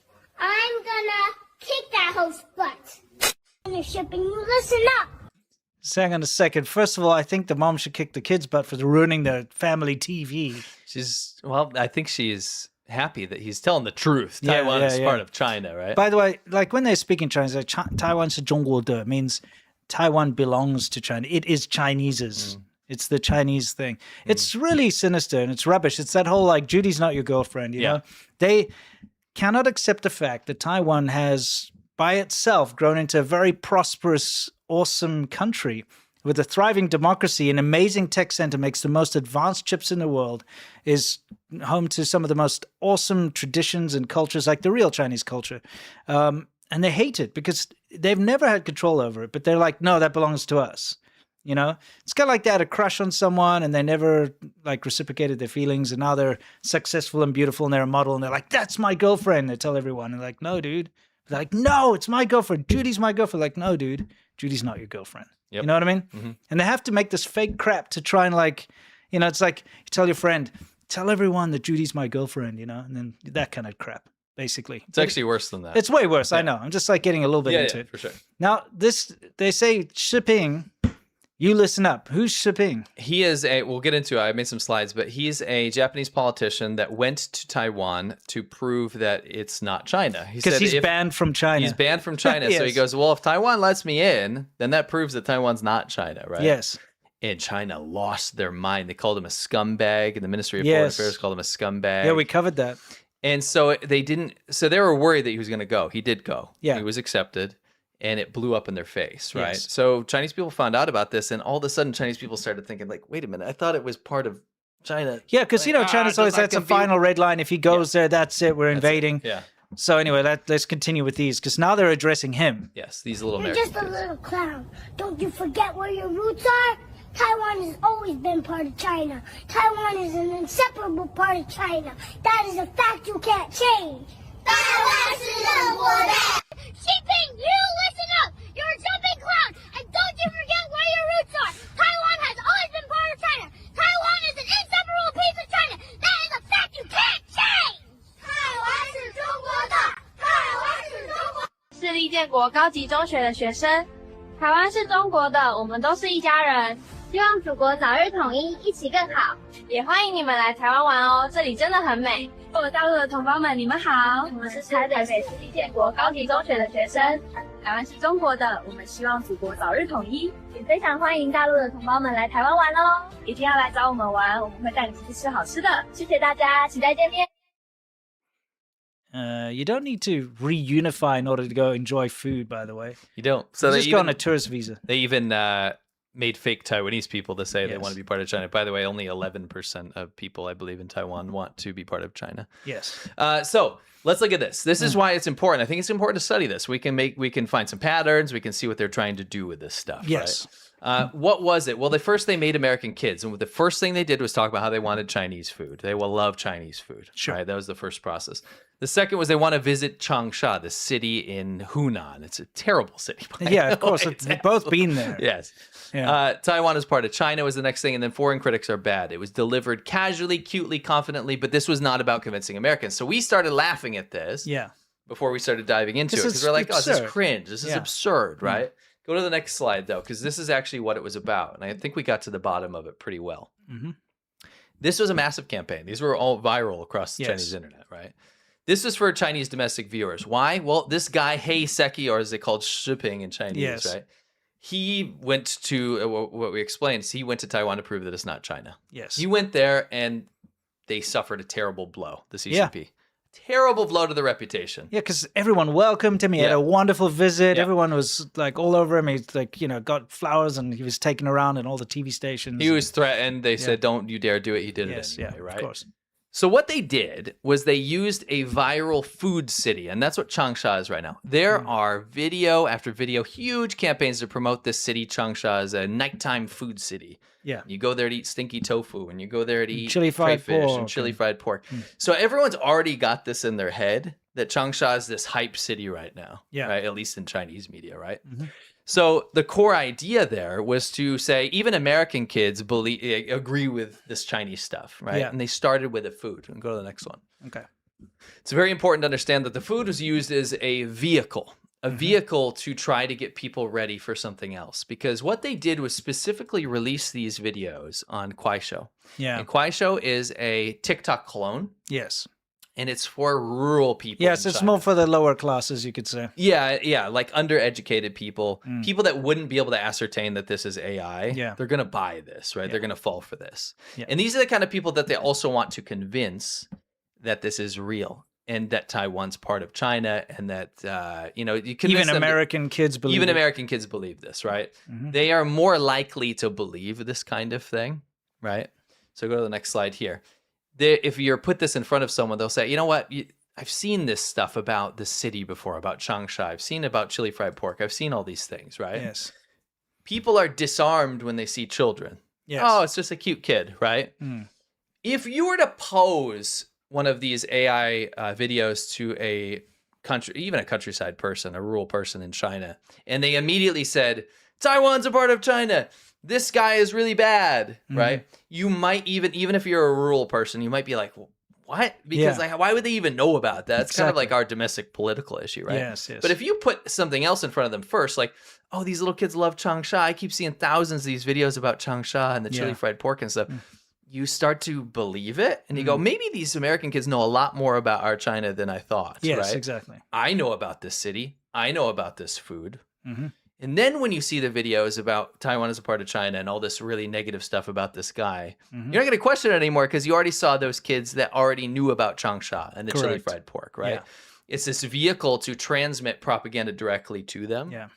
And so the core idea is I thought we only knew about these issues, but even Americans are passionate about them. I guess the CCP was right. So people that are skeptical about these massive kind of scary state messages and propaganda all the time, people that see the banners and the TV and the TikTok ads or whatever, they look at those things and say, I don't know about this. They keep saying China's so prosperous, but I'm sitting here poor.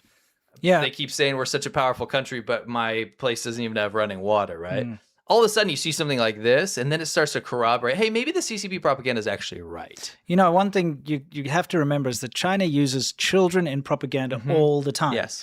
They make children sing songs about killing Japanese people, okay? They make them enact these plays.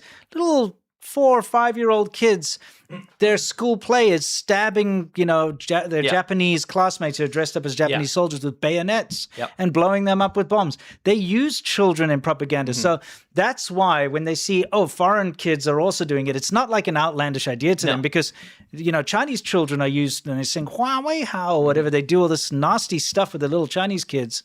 So they just think it's another side of the same coin. Yeah, and one thing to cap it off with is they're going to use Americans because America has the most political quality to them. Yes. If Americans are saying something, one American person saying something that supports China is worth a million Chinese voices. Yeah, it's a horrible thing to say, but why do you think you have these white monkeys, as we call them, going around saying like, oh, look, China's so safe. You can leave a laptop in a restaurant. Yeah. Why do you not see Chinese people doing that? Because nobody would believe them. No. Because everyone knows it's not true anyway. But if a foreigner says it, all of a sudden they're like, whoa. Well, if a foreigner says it, then it's got more like quality to it. Yes. It's more valuable. That's why, foreigners can get these ridiculous jobs where they go like take a photo and pretend to be a doctor and get paid for it. For sure. For sure. Anyway, let's see. Is there anything more to this? Do you have another slide? I think that, the last thing. Yeah. They also wanted to make fake Taiwanese people that want to come back to the motherland to really reinforce this idea. So you have American kids saying that Taiwan's a part of China. And now you have these AI Taiwanese people that are like supposed to be probably in your mind going to say the exact opposite. They're going to say, oh, we hate China. We have nothing to do that place. We're independent. Yeah. But all of a sudden they're saying, come on over. Like, we can't wait to be reunified with the motherland. Come and reunify. Why would you need to reunify? Just if you want them to visit, say, come visit, get a tourist visa. For sure. Well, because this is sinister. You don't need to like take over our country for us to go and enjoy a meal together. Absolutely correct.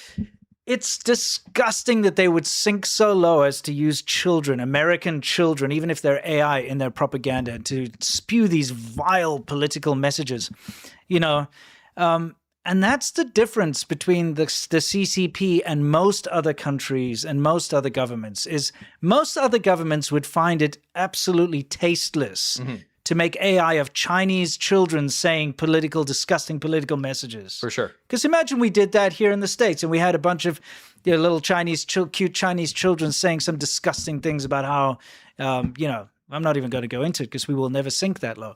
But the fact that the CCP does this and these videos proliferate all over the Chinese internet and are viral, it's disgusting to me. It shows you that we're not dealing with a diplomatic country here. We're dealing with like utter gutter scum.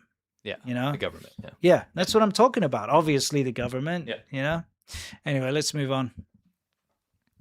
The worst, like, government, least diplomatic government. Oh yeah, we got something. We've got something for you guys. I can't wait. Should we just show it? I guess so. Let's just show We it. don't need to hype it. We can show you. Yeah, let's show. We've been working on. We got something for you.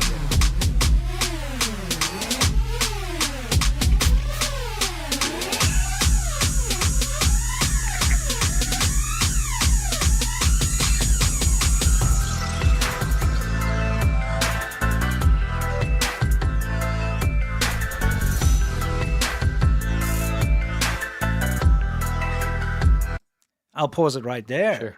This is our new limited design, our limited t-shirt design. It's fantastic.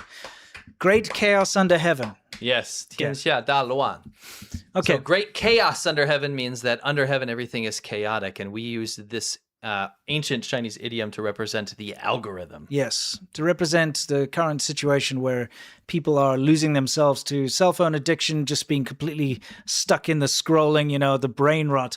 And the division. The division. So we've come up with this idea of the unwired tribe, okay? You can see the main sort of character in the design. He's wearing a jacket which says unwired tribe. On the back, the patch on his arm is an anti-brain rot symbol, and he's got a hammer there where he's going to smash the algorithm, all this junk that gets fed to you all day, all this propaganda about war, all the communist nonsense, all the, you know, thirst trap stuff, everything that's just rotting your brain, money and global markets, everything. It's time to put an end to this. It's time to become part of the unwired tribe where you stand up and recognize this problem, you know, and stand against it. At least let it be part of the conversation. When you wear this shirt of this, look at it, you can see the wires are in the shape of a brain. This algorithm that controls everything that we do. I think a few years ago, we never thought it would be this bad. Yes. It's to at least talk about it. Algorithmic noise keeps you scrolling while critical thinking, attention, and time itself are stripped away. And all of us fall prey to this. Yes. None of us are too big for this. No, of course. Right? We're drowning in content that doesn't matter with real system. While real systems fail in plain sight, this isn't accidental. It's a distracted mind is an obedient one. So unplug. Choose what deserves your attention. Yeah, I love the message behind this because, again, like you said, we're all victims to this. Nobody's immune. Everybody's watching YouTube and scrolling on whatever they are, Instagram, TikTok, you name it. You know, it's out there. We all get caught up in this, but it's good to have a bit of reflection about it. And if you're wearing a t-shirt like this, not only does it look cool and it's got an awesome idiom on it, but it also just starts that conversation, like you say, with people where you can actually start to like recognize it. Because before you can solve a problem, you need to see it first. Yeah. You know? Absolutely. So we're very proud to announce this new limited run of this design. Yeah. We're going to be hyping it in the coming weeks. For sure. This is all hand-drawn, by the way. Yes, no AI involved. Zero AI is involved. And that's a principle we stick to here. Yes. 100% hand-drawn by our in-house artist, Dragonilla, who does fantastic work. You can also get posters of it and so on the Yeah, there's like all made in America, by the way. Yeah. Printed in America. And the posters, I believe there's an aluminum one. It's like a metal thing. Yeah. Very cool. There's acrylic. There's regular posters too. Amazing. Yeah.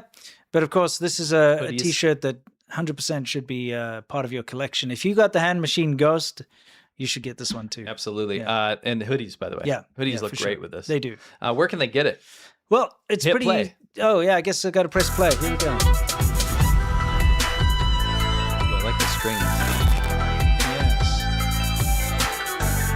You can get it on thechinashow.threadless.com. That's thechinashow.threadless.com. Yes. It's very limited. Yeah. I don't know. I can't give you how many weeks it's going to be up, but not many. Yes. And it won't come back. Just like Hand Machine Ghost prior to that, Poison Beauty, you can't get them anymore. But this is one you want. This is... don't let it get away. This is definitely what you want, I assure. Yes, so don't let this one slip away. For sure. Excellent. All right, we are running way behind. So we might have to rip some stuff. Okay. Let's do it. Okay, so next we have... a big... blank space. It's Worldview. Where we talk about everything in the world, specifically with regards to China. Now, there have been some very big developments, and I wanted to start with this. What you see here is, I'm going to have to go back just slightly so we can actually see it. Just keep an eye out. This is a very mild accident. Okay, I have an EV. Let's take a quick look. Okay. Oh, we got a world view again. Yeah. That's because I went back too far. Oh. Here it comes. Watch this EV. See, slides out. Boom. Nothing big there. I think we can all agree. I started a countdown. Yeah. Started a countdown. All right. So the guy gets up, but the back door won't open. This is a big problem in China. Chinese EVs, there have been a lot of fatalities and injuries because people cannot open the doors in time, right?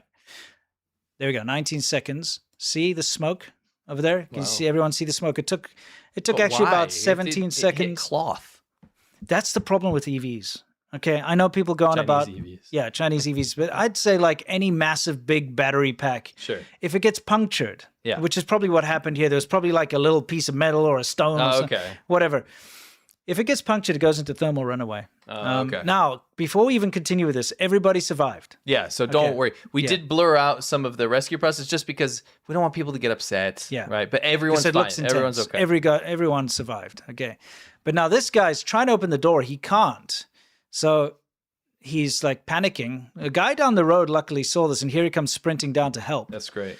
He's like trying to break it. He goes to try and go get a stone. This guy picks up a big rock, and you can see they managed to smash it open.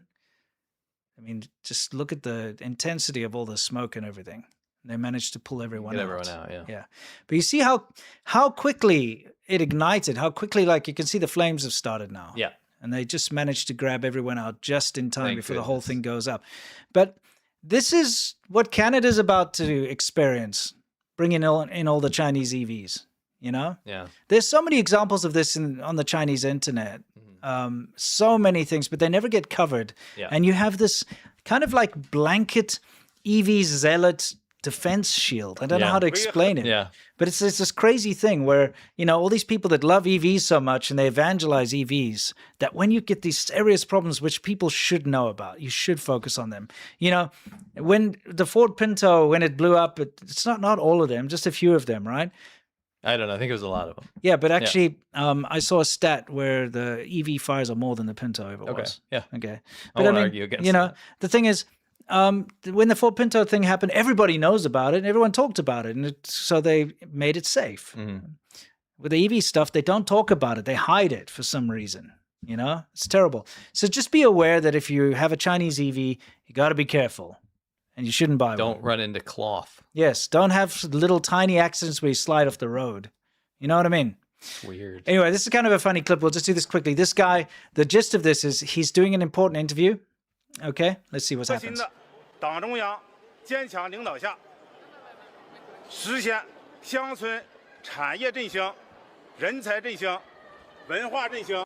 Oh, he got caught in 4K. She's holding up his notes. 和 稍歇会儿。 Yeah.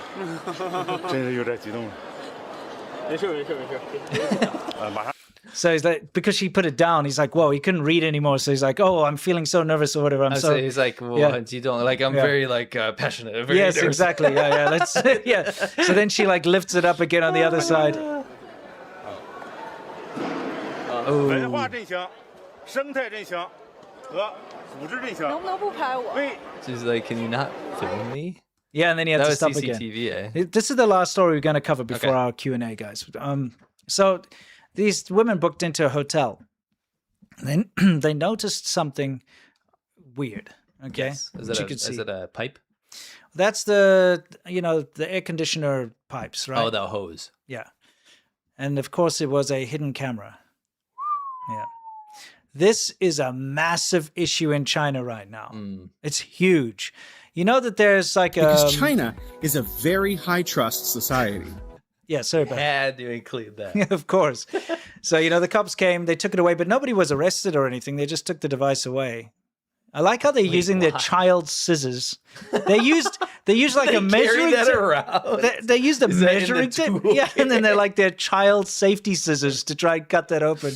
Dude, they're so pikey. Anyway, the BBC's just released like an hour-long documentary. Wow. Strangely enough, just today I saw it. Oh, wow. said we had sex in a Chinese hotel, then found we had been broadcast to thousands. No, we didn't. No, not us. No, I'm reading a headline. Here comes the gay fan fiction. Dude, that's horrid. Anyway, seriously though, this is a massive issue in China right now. And there's this trend where people are buying little devices of Taobao to try and detect hidden cameras every time they go into hotels. Probably a good idea. And you wonder why all of these politicians are going to China and never criticizing China. I think this is probably why. Every time they go, the Chinese government's that's a great leap forward right there, but you never know. I think it's a tiny leap forward. A tiny leap I think forward. it's like it's more like a shuffle forward. Like a shuffle, shuffle forward. Yeah, I mean, like, why are all these politicians always capitulating to China? Probably because the CCP has got hours of footage of them with like state-sponsored I think it's this. honey traps. Yeah, it's that too. It's that, and oh, by the way, here, is this you? It's you, bro. Is this you, bro? We send all those women to your door. Is this you? Anyway, just all that delivery. I thought it aside. was just food delivery. Yeah, exactly. It's time for us to finish. We've got a lot more that we'll cover next week that we couldn't get to today. Just let's rip super quick. You want to see the next one? No, there's just a couple things I wanted to make sure we hit. Okay. This is important. related, I'm sorry. And guess what? Airbnb again. Airbnb again. I got to tell you one thing, guys. Airbnb is a fantastic espionage tool. When we went... Why are you giving people ideas? Because you got to plug those holes. Yeah. When we went to the border of North Korea in China, and we went to... I'm not going to give the exact city and time and name and place and everything. But in China, hotels are heavily monitored. If you book into a hotel, you must register with the local police. Yes. And the hotel won't let you stay there if you're a foreigner most of the time. And even if you do, they call the police and the police have to come down. China's a communist. They run on the Soviet system. Yeah, exactly. They have to know where every foreigner is at every time. So because we knew that this is an incredibly sensitive area, we booked an Airbnb, which they're also supposed to... They're supposed to like register their guests with the local police, but you know they don't do that. Yeah. So we used an Airbnb to stay there to avoid the authorities. So I'm just saying, this seems to be a thing that people do. Yeah, we had to because they wouldn't have never let us film there. Yeah, they wouldn't have let us stay there. Get the heck out of here. This is near a border where you're not supposed to be here. Exactly. So anyway, 2 Chinese nationals suspected of spying from French Airbnb are under investigation. And have you got the story here? Yeah, I do. French authorities disrupted a sophisticated espionage operation run from an Airbnb in the village of Camblon et Mignac in the Great pronunciation, dude. You nailed that. Region. That's amazing. Let's hear you do it. What is Camblon you probably nailed it, dude. You probably nailed it. No, I'm not. I'm just taking the piss because I don't know. Somebody will have to know. No, somebody if you mumble knows. It's definitely gonna work. Yeah. Alert neighbors reported a 2-meter-wide satellite dish sprouting from the balcony, which curiously coincided with a sudden local internet outage. Yes. The suspects were allegedly intercepting military transmissions and specifically targeting Starlink data to reverse engineer Starlink satellite technology. 2 Chinese nationals who were engineers, at least claimed to be on their visa applications, were arrested along 2 other people that helped them. They actually helped them import the illegal interception gear. Yeah. And the police found a complex computer system connected to multiple dishes designed to record and transmit sensitive satellite data back to China. Yes. The individuals now face up to 15 years in prison for handing over information to a foreign power. I'd probably get like 3 weeks. I don't know. Maybe France will throw the book. I hope so. Yeah, seriously though, China has been trying very hard to find ways to counteract Starlink because that's something they cannot control. China tightly controls the internet, as we all know. So they're finding ways to basically poison the signal so that even if someone has a dish to try and, connect, that they can somehow make the satellites up there confused so that they send to the wrong address and so on. So this is all part of that. For sure. It's curious that they don't just do this in China, though. I guess they're trying to find out how it works in other countries or when it's... Either way, sinister, they shouldn't be doing that. Just super quickly. Yes. China pumps out more pollution in 8 years than the UK since the Industrial Revolution. But the new headline is, why is China building so many coal plants? Do you know what they're doing? China's running all these freaking international organizations. They're like, we're the greenest country in the world. You need to follow our standard. America's, falling behind and they don't care about the environment anymore. Bro, They just added so much coal. It's not even funny. Can I just read that underline over there? CO2 emissions of 80 billion tons from 2013 to 2020 is higher than Britain's 78 billion over 220 years. Yes. So in that short period of time, 8 years, they put out more pollution than the UK did in 220 years. So I hear this argument a lot when you're like, dude, China needs to rein it in. They're polluting. They're like, oh, yeah, well, Britain got to have its industrial revolution and all that. Dude, shut up. 220 years worth of Britain's pollution is not even as much as an 8-year gap in China. Yes. 8 years they destroyed the environment as much as 220 years of British pollution. Correct. I believe they added... And that was a long time ago, by the way. That was 6 years ago. Who knows how much more since then? I believe they added something like 70-something gigawatts more of coal power. Yes. Now more. So in this propaganda world where like everyone's probably like, oh, China probably got rid of all their coal. No. They're adding more coal. Yes. They already put out more CO2 than every developed country combined. Combined, yeah. And now they're adding more pollution and these stupid countries like Germany are like getting rid of their nuclear power plants and cutting like down and farming or and something. they're like, dude, we can't pollute, and they're just allowing China Canada with their carbon credit, they're like, we got to hit our emissions goals, so getting Chinese EVs will help that. What do you mean your emission goal? You have like 30 million people. China's building more coal power plants. What are you doing? Yeah, they'll have one coal power plant per person in Canada soon. The way it's going. Exactly. It's insane. It's crazy. Anyway, this guy, we always shout him out. Yeah. You just play it. Yeah, this happened like 2 days ago. Yeah, just play it and turn it down. So he went to this village in Guizhou, and for coal mining, they had split this mountain, and it's affecting the villages and towns nearby. They're basically blowing up these mountains for coal mines. Yeah. And they don't care about the people down from the mountain where they're doing this. Yeah. So look at these absolute sheer crevices. They're nuts. They're just wholesale destroying the entire environment, as they usually do in China, right? But with no concern. Look at this sheer rubble that could move. But what's crazy is that as they blow these up to make these mines, they're actually cracking the entire earth. The mountains are cracking, and so what they do is they pour some like soil to try and cover the cracks. Yes. They've been covering it up with dirt, so from aerial views you won't be able to see it. Yeah. So this guy's so brave. He gets death threats all the time, but he goes around China and he finds like very egregious things. He's like China's environmental warrior. He's like the Captain Planet. Yeah, exactly. But like way cooler and doesn't have green hair. Yeah. But yeah. I don't know. Captain Planet is pretty cool. Yeah. Yeah, I suppose. Yeah. What's your favorite power? Heart. I guess fire. You liked heart. Yeah. Heart. That's not even like a some power. Monkey falls it's just nonsense. Yeah, exactly. Remember that? He points it at a monkey and it stops being aggressive. Yeah. I think I liked water. Yeah. But look at this. The foundation of all the houses here have shifted. And the whole village has shifted. Yeah, of course. The stairs are moving. The ground has moved. The buildings are all cracking. Remember, these are all concrete buildings. And if you remember what happened in the 2008 Sichuan earthquake, tens of thousands of people died. Yes. In this earthquake because they're these shoddy concrete buildings. And if there's any seismic activity, they collapse and everyone dies. Yeah. In this case, it's a man-made seismic activity. Yeah, you can see the cracks in all the walls and the ceiling and so on. And it's all for coal mining because China has an insatiable lust for coal. Yes. It is what is the opposite of green? You know, like OnlyFans, they're on CoallyFans. Yeah. Dude, China's like the most horrible, dirty power generating country in the world. They make the worst pollution. And it's just so annoying when you see people saying that they're leading the world in green technology. It's you like know, you we're can do living in two the things at the opposite same time. Yeah. You can feed the homeless and also be a murderer. Yeah. You know, so you can be like, oh, I feed 3,000 homeless people a week, but I kill 1,000 people a day. Yeah. So it's you can do both. You can do both, but like everyone only focuses on the good side or the so-called good side. It's not even good because it's wasteful what they do.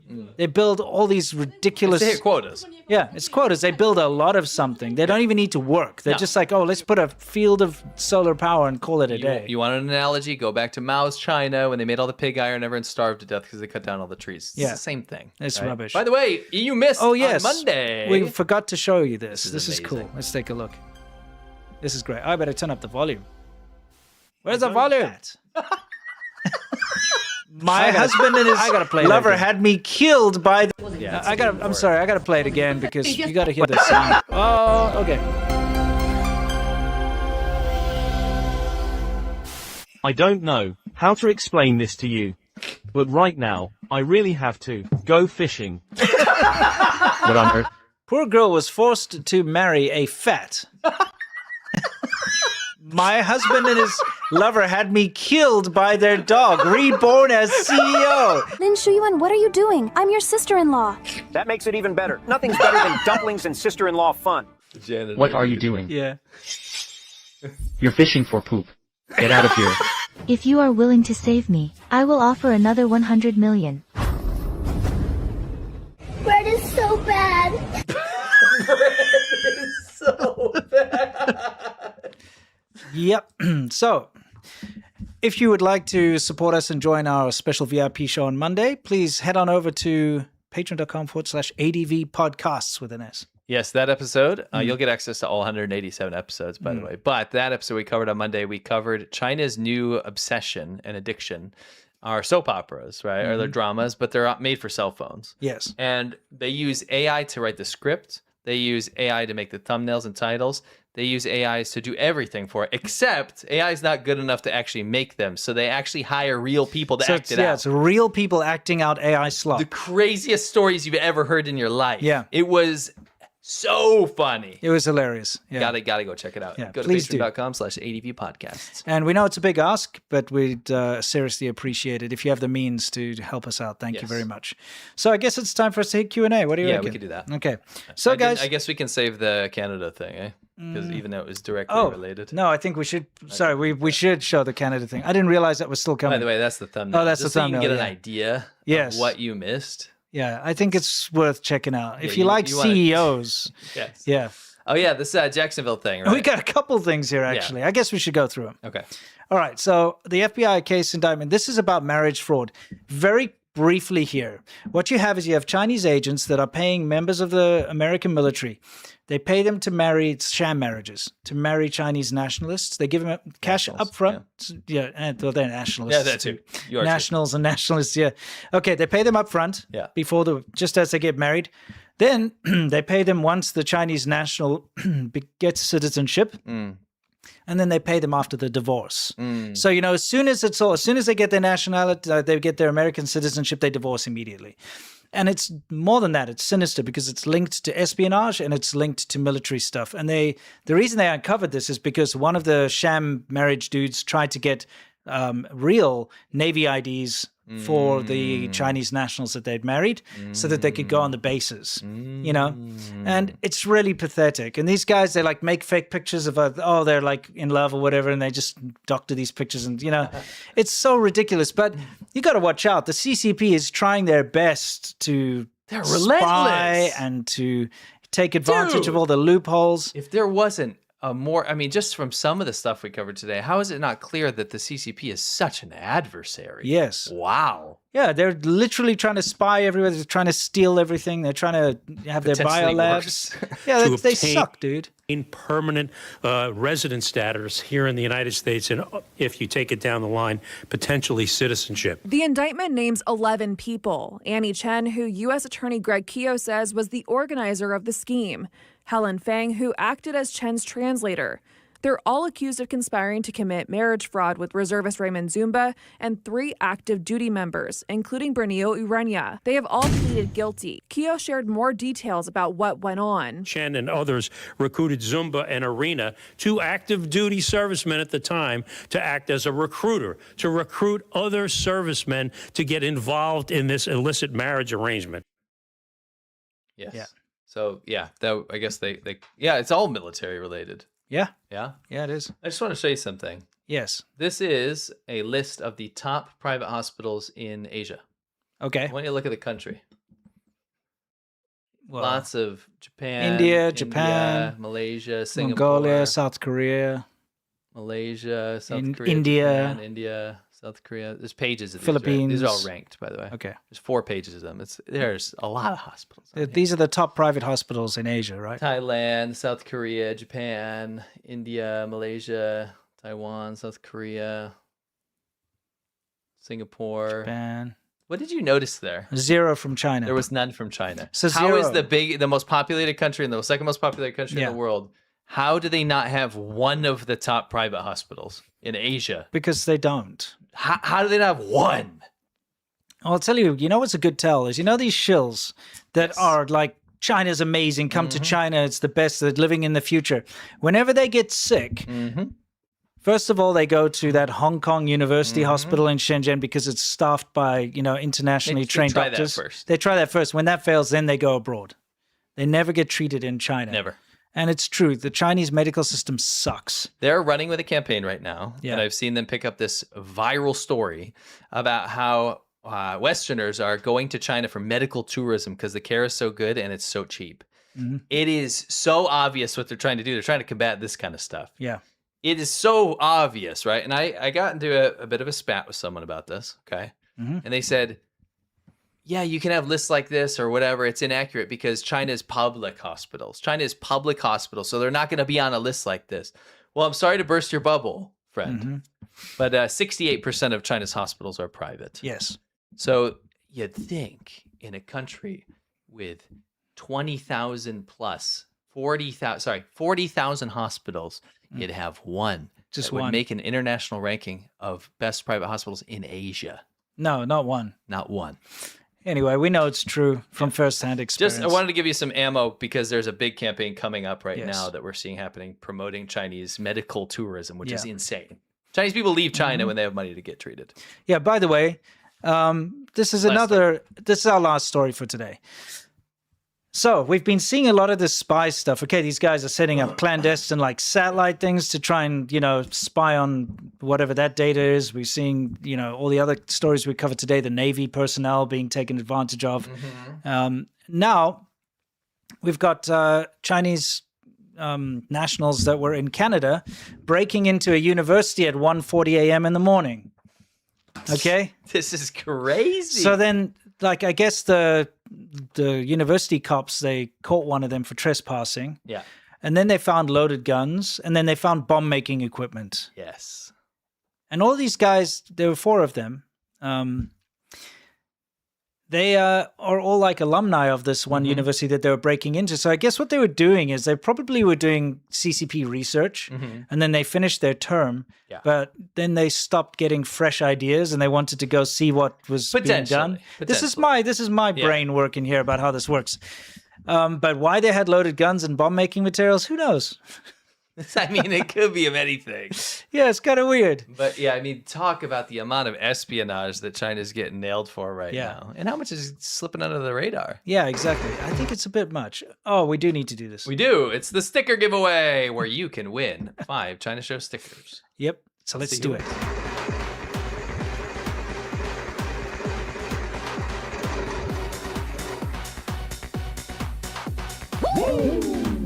Louis Turnage. Oh, congratulations, Louis Turnage. Somebody will be getting a hold of you, and you'll be getting your 5 free stickers, which you're free to put anywhere you like. Yep, and let's see who wins next. Oh, you got more? There's 2. Oh, there's 2 of them. Excellent. Get out of here, Louis. Remove.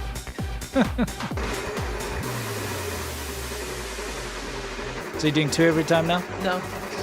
You just thought 2 It's today? a nice treat. Okay. Big in Asia. Big in Asia. Congratulations. Somebody will be getting a hold of you, and you'll get your 5 free stickers. You're next on The Price is Wrong. It's a sticker giveaway. We actually finished our entire media pack. We did. I'm glad we did. There was some important I'm things to very cover. glad we did. It was too important, but I was just worried that we were getting, we were going too long. Well, guys, it's time for our Q&A segment, Yamcha. This is where we answer your questions, you question our answers. Remember, it is Friday after all, so it's time to loosen the tie, time to chill out, have a nice drink of your choice, whether it's alcoholic or not, it's up to you. And for those of you not watching live or on the weekend, we bid you farewell, stay awesome. But for everyone else, let's get stuck in.